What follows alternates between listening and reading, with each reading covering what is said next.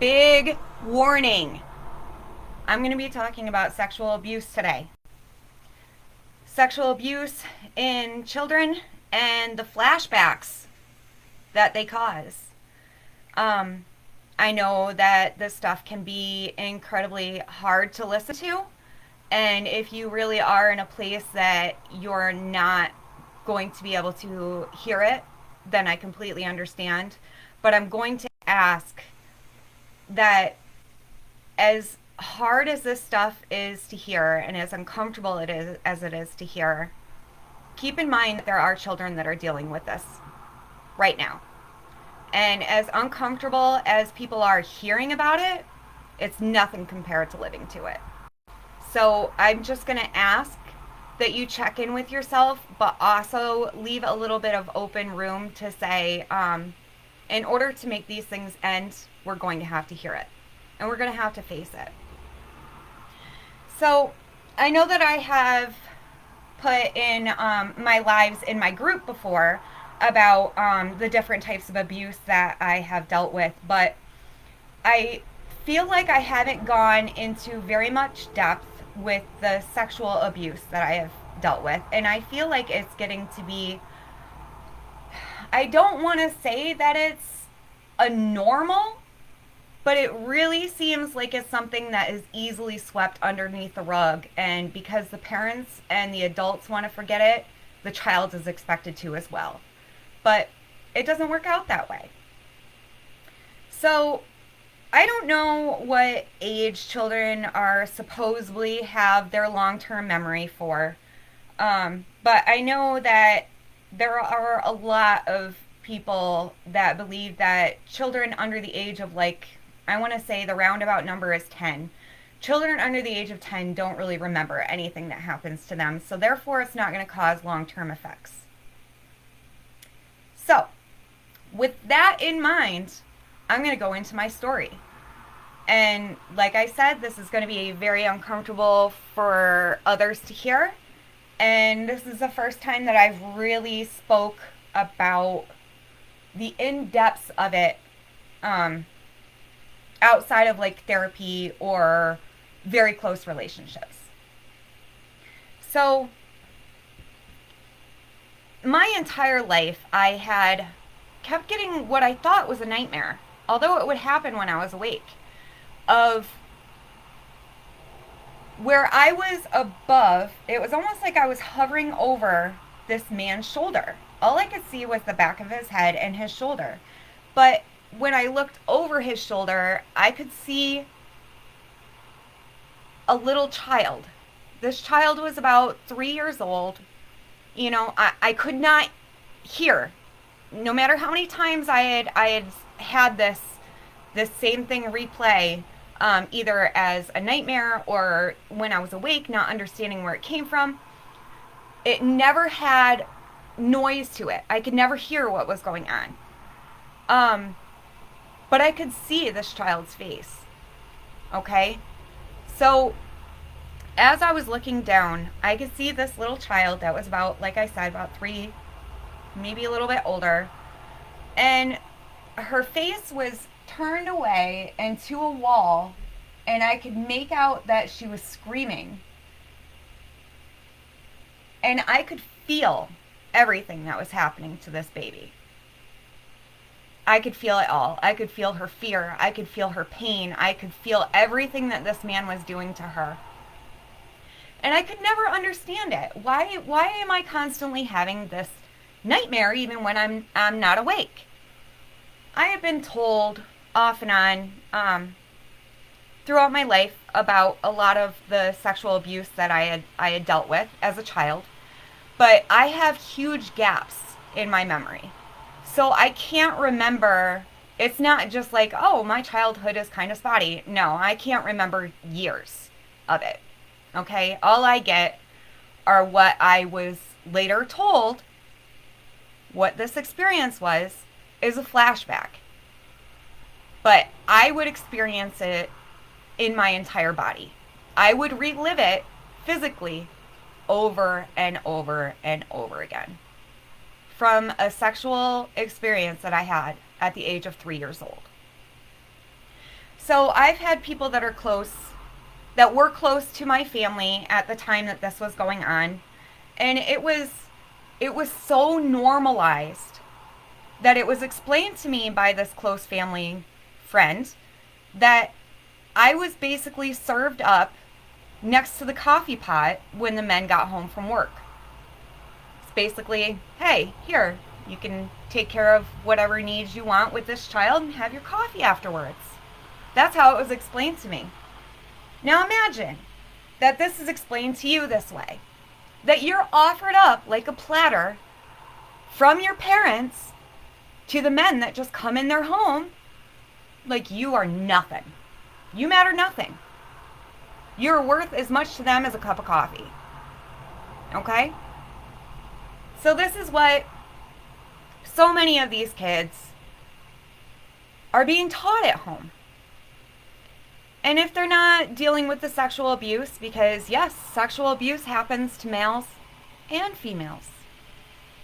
So you have these things going on in a home, and usually if there's sexual assault, sexual abuse, there's physical abuse, obviously emotional and mental abuse.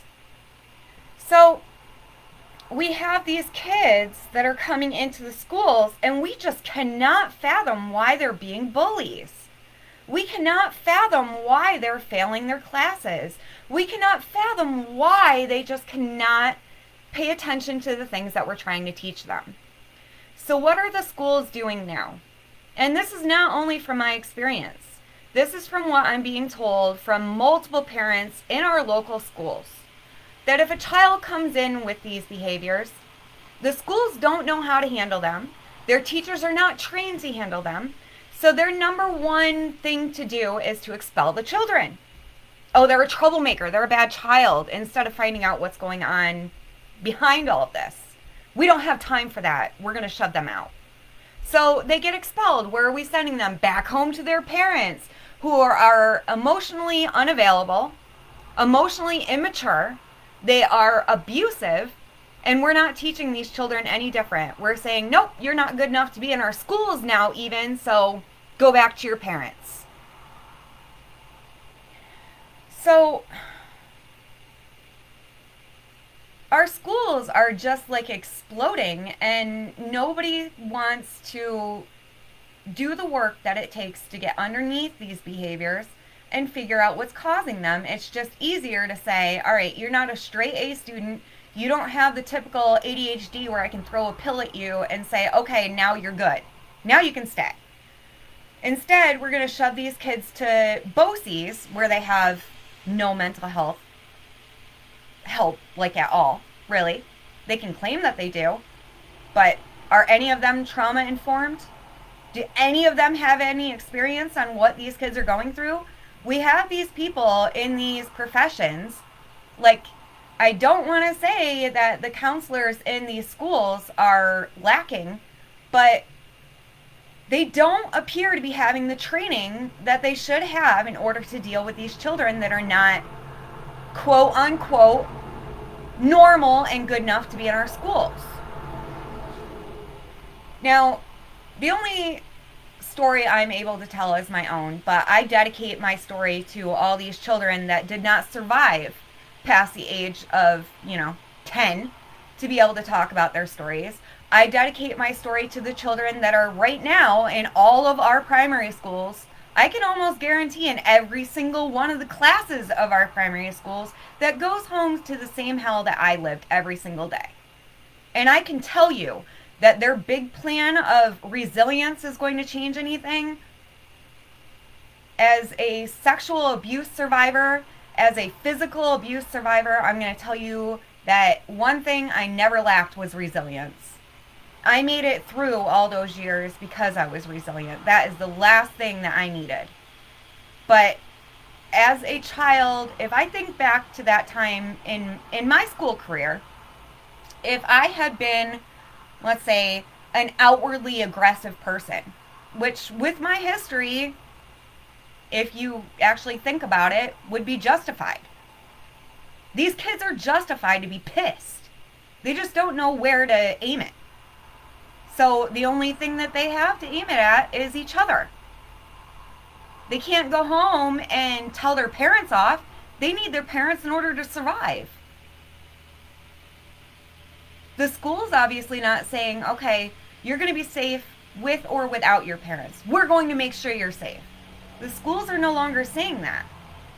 So as a kid, if I was just deemed not worthy of being able to stay in my local school, what would that have meant? All right. That would have meant I would have been left days without food. I would have been home with abusive parents for more hours of the day, being put through who knows what other experiences. I would not have had the encouragement from teachers, which is the only place that I got it at certain ages. I would not have gotten any kind of positive enforcement at all. So, after generations of us being taught that you just ignore what happened to you, it's in the past, you can't do anything, right? And just deal with it. If you can't deal with it, that's a you problem, and you don't deserve to be part of our community. So, this idea and what we had been taught, and what our parents were taught, and our grandparents were being taught, is coming around to bite us in the ass. And it's about goddamn time. Because this has been going on for years and years and years, you guys. Generations of this baggage is just being tossed onto these kids, and the unhealthy ways that their parents lived are now being added drug dependencies and self-soothing issues for adults. And what's that teaching our kids? We're no longer having the positive reinforcements of teachers who are supposed to have the needs of our children at highest value, which I fully believe most of them do. But with those in the political ranks claiming that state testing is what really matters out of school experiences, I can tell they were not raised in a home like I was. They were not raised in a home like so many of our children are right now. And that's a big problem. If they have no idea what these kids have been raised in, if they have no idea the things that these children are experiencing before they even get into pre-K, how are they going to have a way to fix it? So, I mean, even with the positive school experience that I had, I mean, yeah, there was bullying. Bullying's always been a part of your school experience, in a way. Not to the extreme that it is today. Absolutely not. But when bullying is getting to be such an issue in our schools, and their answer to it is not to call the parents of the bullies, it's not to call the parents of the child being bullied, it's, okay, well, the child being bullied is different, and in order to make them feel better, we should move them out of the school. I have a very close family member of mine, and he's just coming into his own, learning who he is, and he's learning that his sexual preference is not what other people agree with. So what's happening? He's getting bullied to the point that this child is now hating himself. Before even being a teenager, he is hating himself. So what is the school's answer to this? Well, the child that's different can go to BOCES so that way he's more accepted. What's that teaching our children as a whole? Saying, okay, anybody different, because you guys can't stop bullying them, because you don't understand, instead of teaching you about it, we're going to remove the child that's being bullied.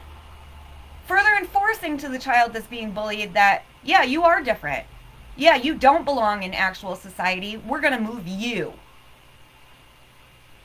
AKA, you're the problem. So, the mother of this child has been fighting and fighting and fighting and fighting with this local school district for a long time about this issue. To the point that this little boy has gotten the crap beat out of him during school time on school grounds, and nothing was still done until this parent decided to press charges. Something needs to change, guys. Something needs to change. I mean, it's not going to cost us a damn dime to start actually being responsible for this stuff. It does not cost anything to educate yourself. It does not cost anything for us as parents and us as a community to start standing up and saying, you know what, this is not okay. Our kids deserve better. I didn't think that I was going to have to fight as hard as I have to in order to get teachers, school counselors, directors of school-based services, school boards to listen to me and say this is worthy of your freaking 10 minutes. This is more important than your school testing that not every child is going to be amazingly wonderful at. And you know what? A child's mental health is really going to impact how they're testing on those scores that are so very important to all of you. So, I know that it's hard for people that did not live that type of life to understand. And what I'm really getting down to and what I'm asking is just for a little bit of open-mindedness. Just a little bit of your time where you can say, I really want to learn. Because not only my child, but the children that are growing up with them that are going to eventually be their co-workers, their friends, their hopeful support system, what they're going to have as a future is important. And more than just my own children are my responsibility. Because I mean, I have 8 children altogether. I have children in a lot of the different schools in this local area. I have a huge family. I have a lot of friends. I have been having a ton of parents that I don't even know reach out to me. And they're all saying the same thing. But the more that I'm trying to get superintendents and all of them to actually pay attention without just giving me a smooth over lollipop and saying, here, maybe this will pacify you for a minute. And then when you start complaining again, then I'll listen to you for 2 seconds, say, yep, I'll look it over. And then I don't hear from you again. I thought that our school system was supposed to be more community-based. I thought it was supposed to have the involvement of all of us parents. The ones that actually care. The ones that have ideas. The ones that want to help. To make up for those parents that either can't do it for whatever reason is out of their control or just unwilling to realize or even look at their own issues. We need to start stepping in for these kids. And the main place that we're going to be able to do that is in the schools. Schools starting. They're starting. This is a whole new year of possibilities.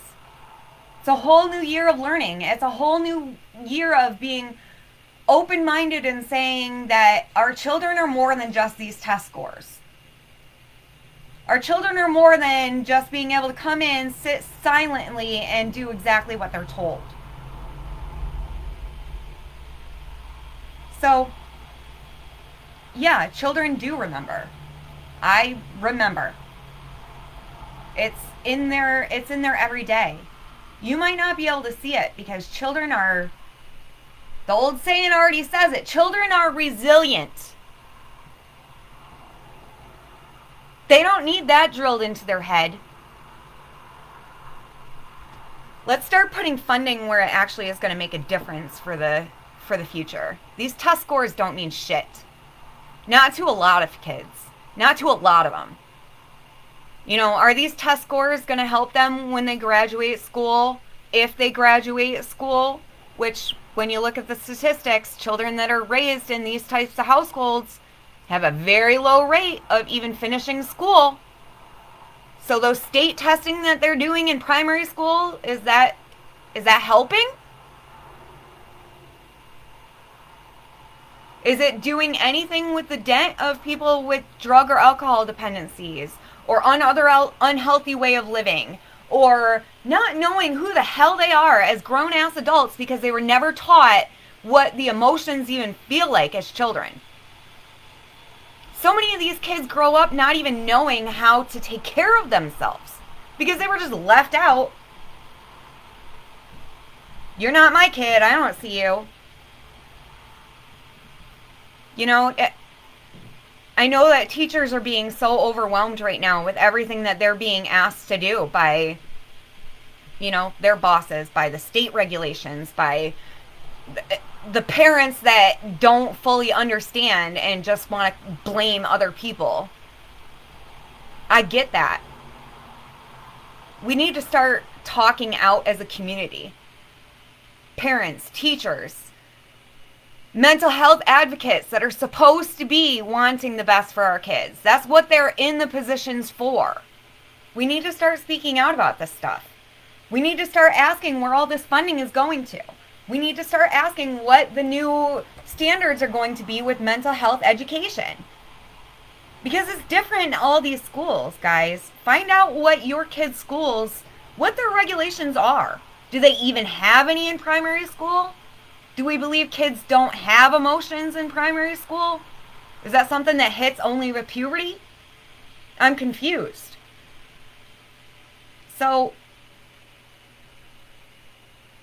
I really want you guys to start thinking about this from the viewpoints of these kids that are going to be entering the schools soon. And hoping that that is the place that they're going to be able to feel safe, where they're going to be able to be fed, where they're going to be able to speak what they feel. We need to start opening space for that. All right. I'm going to keep keeping on. And like I posted yesterday in my group, I'm going to be starting to look into doing online meetings through Zoom or through Facebook Live. I've been told that Facebook Live now offers this feature, so I'm going to be looking into that. And I'm also looking into finding a space to offer mental health support groups. Because not enough people are talking about this.